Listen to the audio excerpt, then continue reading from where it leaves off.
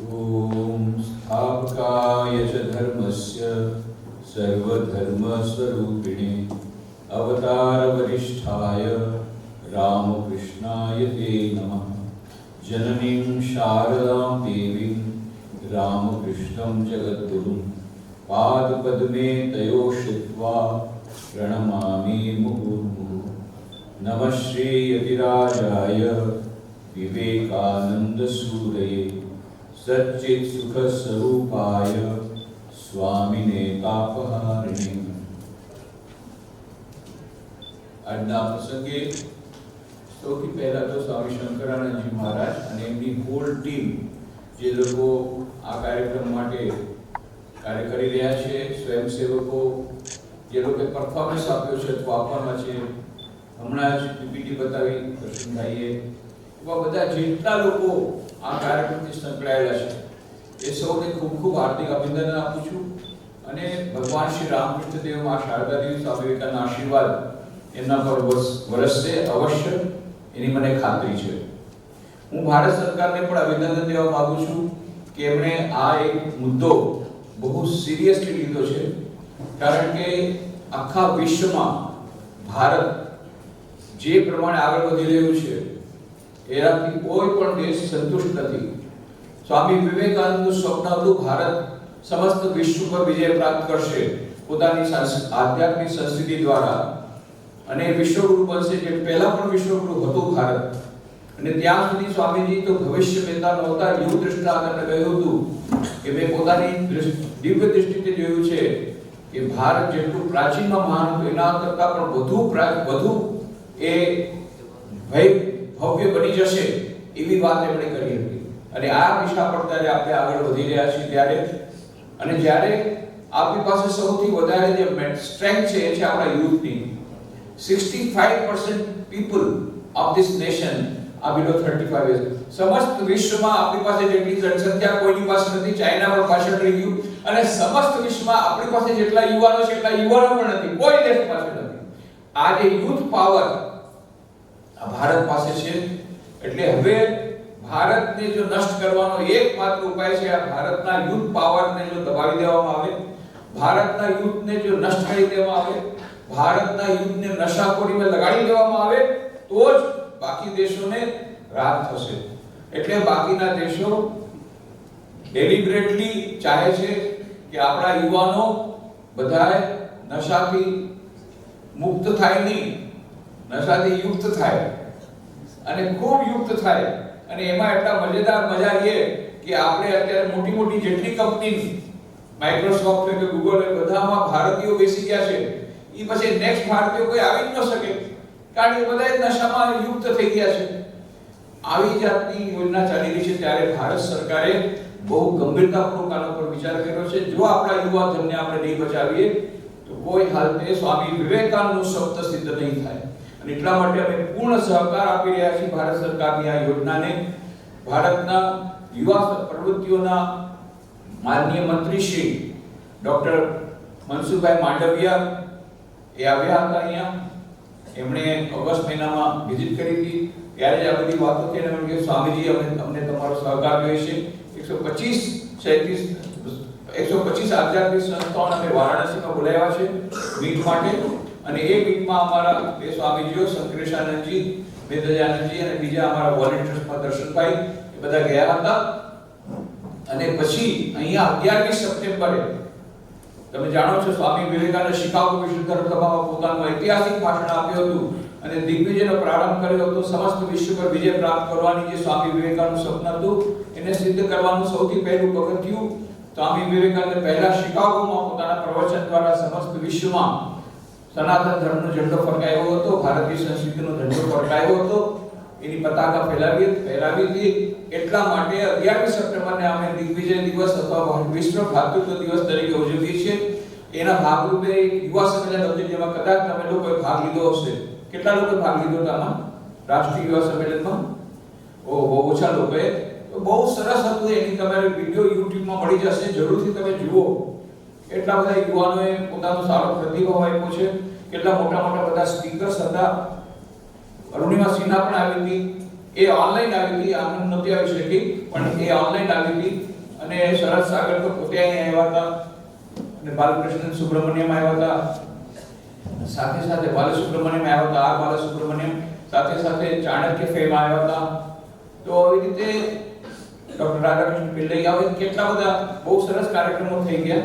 એ 11મી સપ્ટેમ્બરનો YouTube જોઈ લેજો. એમાં માનવી મંત્રીશ્રીએ પ્રથમ ફરીથી કહ્યું કે અમને રામકૃષ્ણ મિશનનો સહકાર જોઈએ છે, અને આ 21 તારીખે 10 કાર્યક્રમો અમારા પેરેલલ ચાલી રહ્યા છે. એક અહીંયા ચાલી રહ્યો છે, આવા બીજા 9 કાર્યક્રમો જુદી જુદી જગ્યાએ રામકૃષ્ણ આશ્રમ રાજકોટ દ્વારા ચાલી રહ્યા છે. અને અમને આનંદ છે કે અમે થોડાક આમાં સહકાર આપી શકી રહ્યા છીએ, પણ આ ખરેખર બહુ જ ઉમદા યોજના છે અને અત્યંત અર્જન્ટ સેવા કામ છે. આ અત્યંત અર્જન્ટ છે, ને એમાં તમારો બધાનો સહકાર જોઈએ છે. આપણે સાથે મળીને આ કામ કરવું પડશે. આમાં મારે કઈ વધારે એક્સપિરિયન્સ નથી, છતાં બે ત્રણ વસ્તુ હું કહીશ. કે નંબર 1, હમણાં જે વાત થઈ કે જેવો સંગ તેવો રંગ, પહેલી વાત યાદ રાખવાની. આ મોટા ભાગના લોકો નશાયુક્ત થાય છે. કેવી રીતે? આ નશાયુક્ત હોય તો બીજા ભાઈને કે ભાઈ કે તું પણ લઈને એક ચડાવ ને, અરે કે મફતમાં તને આપું છું, ના ના કે મારે નથી જરૂર. એ પછી બહુ બધાને કે ત્યારે એકવાર ફૂકે એટલે પછી પતી ગયું. પછી સામેથી માંગે કે હવે પૈસા આપ, હવે પૈસા લાવ, પેલા મફતમાં નશો લગાડી દીધો. આવી રીતે most of the drug addicts they are through the friends. એટલે ફ્રેન્ડ્સ રાખવામાં, મિત્રતાને મિત્ર બનાવવામાં બહુ સાવધાની રાખવી જરૂરી છે. જેવો સંગ તેવો રંગ. અને બીજું કે આમાંથી મુક્ત થવા માટેનો શ્રેષ્ઠ ઉપાય છે સત્સંગ.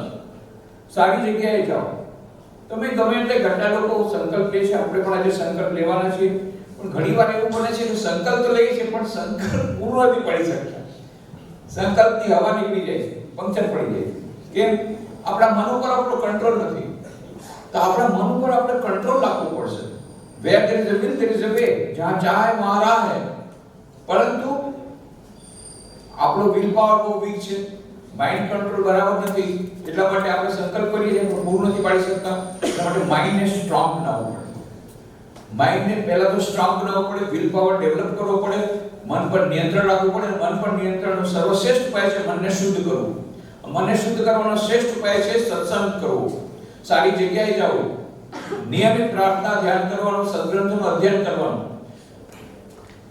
જો સારો નશો લાગશે તો આ નશો પોતાને મળે છૂટશે. એના સિવાય બીજો કોઈ ઉપાય નથી. નશો તો જોશે જ બધાને, નશા વગર કોઈને ચાલશે નહીં. નશો કારણ કે આપણું જે સ્વરૂપ છે સચ્ચિદ આનંદ, એ આપણું મૂળ સ્વરૂપ છે. એટલે આનંદ વગર આપણને ચાલશે નહીં. તો હવે ખોટી જગ્યાથી આનંદ લેશું તો સાચી જગ્યાનો આનંદ નહીં મળે, અને સારો આનંદ જોતો હશે તો ખોટી જગ્યાનો આનંદ છોડવો પડશે. એના માટે શ્રેષ્ઠ ઉપાય છે તમે પૂર્વ તરફ જાઓ, પશ્ચિમ પોતાની મેળે પાછળ રહી જશે. અને તમે ગમે એટલું મારે પશ્ચિમથી દૂર જવું છે, પશ્ચિમથી દૂર જવું છે, એમ નહીં જવાય. પૂર્વ તરફ આગળ વધો, પશ્ચિમ પોતાને મળી જાય. તમારે આ નશા મુક્ત થવું, નશા મુક્ત થવું છે નહીં, સારો નશો લગાડો, આ નશો પોતાની મેળે ઉતરી જશે. નશો તો જોશે જ જીવનમાં, આનંદ તો જોશે જ. હમણાં જ વાત કરી દર્શનભાઈ, કેટલી સરસ. They alone live for others, the rest are more dead than alive. જે બીજાના માટે જીવે છે, એક ક્ષણ એક જીવે છે, બાકી બધા તો મરતા છે. તો કા સેવાનો નશો લગાડો, કા ભગવાનના નામનો નશો લગાડો, કા સારા સ્વામી વિવેકાનંદ પુસ્તકો વાંચવાનો, તો સારા પુસ્તકો વાંચવાનો નશો લગાડો, સ્પોર્ટ્સનો નશો લગાડો, ગેમ્સનો નશો લગાડો. ઓલી વિડિયો ગેમ્સ નહીં હો, આ સાચી ગેમ્સ કે જેમાં તમે ઓલિમ્પિકમાં જઈ શકો. તો ભાઈ કોઈ પણ એવો સારો નશો લગાડો તો આ નશો પોતાની મળે છૂટી જશે. તો એક વાર્તા કરીને, સાચી વાત કરીને હું મારું વક્તવ્ય પૂરું કરીશ. શ્રી રામકૃષ્ણ દેવના એક ગૃહસ્થ ભક્ત હતા, ગિરીશચંદ્ર ઘોષ. એમનું પુસ્તક તમને ભક્ત માલિકા, રામકૃષ્ણ ભક્ત માલિકામાં એમનું જીવન ચરિત્ર મળશે. તો એ ગિરીશચંદ્ર ઘોષ શું કહેતા હતા? અરે તમારે જો શ્રી રામકૃષ્ણ દેવની મહિમા જાણવી હોય તો સ્વામી વિવેકાનંદ તરફ ન જોતા કે સ્વામી વિવેકાનંદ આટલા મહાન છે, તેના ગુરુ કેટલા મહાન હશે, એનાથી તમને અંદાજ નહીં આવે. જો તમને સ્વામી વિવેકાનંદની મહિમા જાણવી હોય, આ ગિરીશ તરફ જોજો, પોતાની તરફથી આ ગિરીશ તરફ જોજો. કે મેં જેટલી દારૂની બોટલ પીધી છે એક ઉપર એક ચડાવો તો માઉન્ટ એવરેસ્ટ ની ઉપર વહી જાય. એટલી દારૂની બોટલ પીધી છે કે એક ઉપર એક મૂકો તો માઉન્ટ એવરેસ્ટ ની પણ ઉપર વહી જાય. એટલી તો દારૂની બોટલ પીધી છે. એ કવિ હતા, બંગાળના સુપ્રસિદ્ધ કવિ અને નાટકકાર, એટલે ભાષામાં બોલતા કે મેં જેટલી દારૂની બોટલ પીધી છે એક ઉપર ચડાવો તો માઉન્ટ એવરેસ્ટ ઉપર જાય. અને મેં કોઈ પણ ખરાબ પાપ એવું નથી, ખરાબ કામ નથી જે ખરાબ પાપ નથી કે ખરાબ કામ નથી જે મેં ન કર્યું હોય. અને આવા ગિરીશને મહાન સંત બનાવી દીધો. અરે એવા કમાલ છે રામકૃષ્ણ દેવની કે એટલા માટે એ મહાન સંત છે.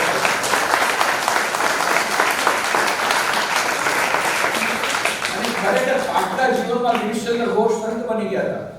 દારૂ પોતાની મેળે છૂટી ગયો, બધો નશો પોતાની મેળે છૂટી ગયો. જ્યારે ભગવાનના નામનો નશો લાગ્યો, આ બધો નશો છૂટી ગયો, મહાન સંત બની ગયા. તો જીવન વાંચવા જેવું છે. એટલે કહેતા હતા કે આ ગિરીશ તરફ જુઓ. અરે સ્વામી વિવેકાનંદ તો એક સારા ભણેલા ગણેલા એક વિદ્યાર્થી હતા, કોલેજના વિદ્યાર્થી. એક ભણેલા ગણેલા સંસ્કારી કુટુંબમાં ના એક યુવકને સ્વામી વિવેકાનંદ બનાવી દેવો એમાં કોઈ બહુ મોટી વાત નથી. પણ મારા જેવા ગિરીશને, પિયક્કડને, મારા જેવા દુષ્ટને સંત બનાવી દીધો.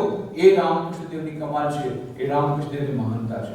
તેમના જીવનમાંથી આપણે શું શીખીએ છીએ કે જો આપણને સાચો નશો લાગે, ભગવાનના નામનો નશો લાગે, સેવાનો નશો લાગે, સારા પુસ્તકો વાંચવાનો નશો લાગે, સારો નશો લાગશે તો આ જે બીજો નશો છે એ પોતાની મેળે છૂટી જશે. કારણ કે આનંદ વગર કોઈ મનુષ્ય રહી શકે નહીં પૃથ્વી પર.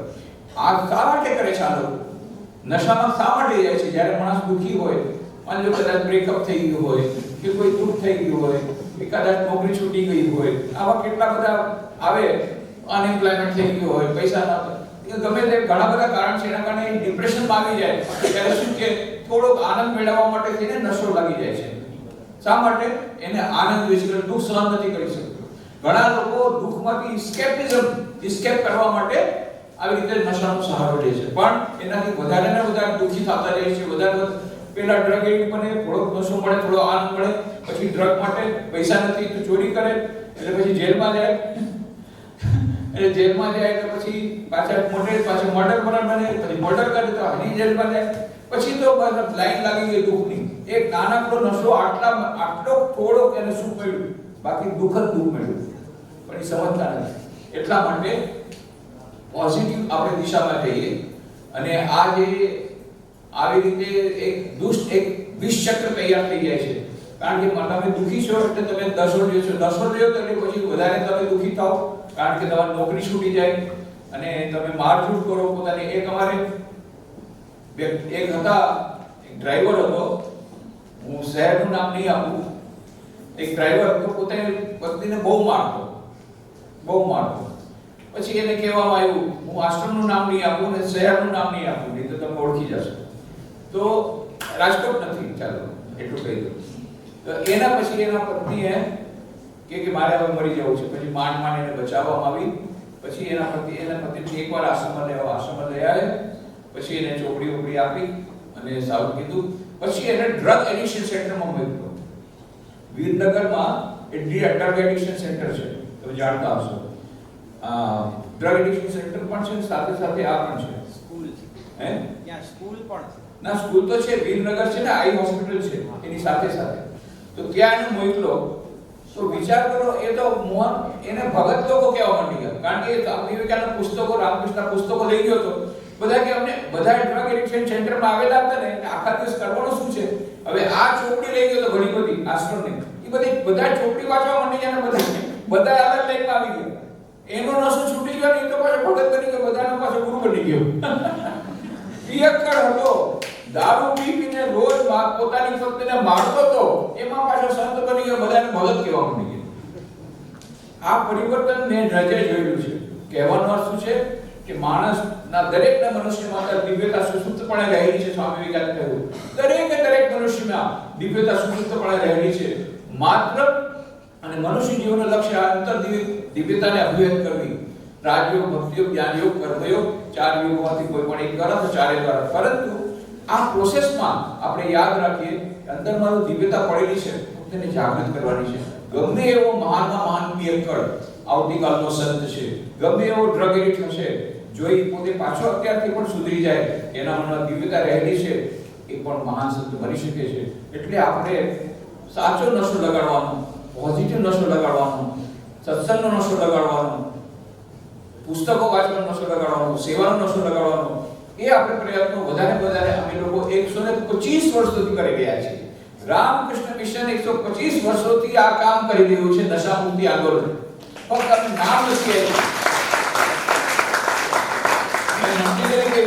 અમે લોકો નશા મુક્તિ કરી રહ્યા છીએ, અમે જુદી રીતે કરી રહ્યા છીએ, અમે પોઝિટિવ દિશામાં જઈ રહ્યા છીએ.